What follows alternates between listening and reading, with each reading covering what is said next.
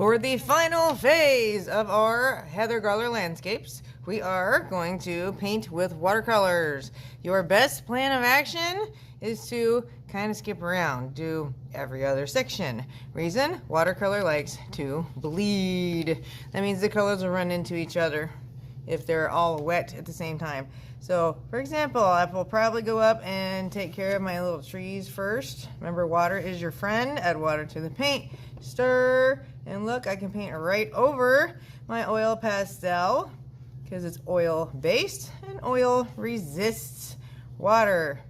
When you are painting, this metal part of your brush should never touch your paper, and your paint should never look scratchy. Okay, I don't want to paint the sky right now, at least not anything touching my trees because they're wet and it will bleed. I can paint right here.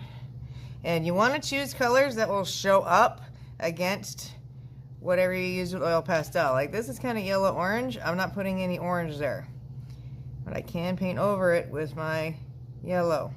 If you end up with any big puddles on your project, rub-a-dub-dub on the bottom of the cup, pinch your brush dry, and then we can mop up the puddle. If you don't like it there, we'll mop that puddle too. And when we use our brush, scrub-a-dub-dub, we swipe on the side of the cup. I should not see anyone hitting their brush. All that does is splatter your neighbor, and it isn't a good plan. So we swipe on the side. All right, these are dry, so I can paint here. And I'll pick a color that shows up against the purple. Skipping this section.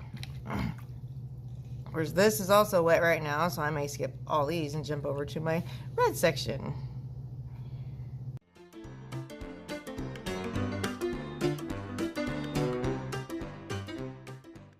And notice on the bigger sections, I have to frequently re-wet my brush and put it back in the paint. Water, paint, paper, repeat. We don't dry the brush unless you're mopping up a puddle. It's the only reason we have to dry the paintbrush.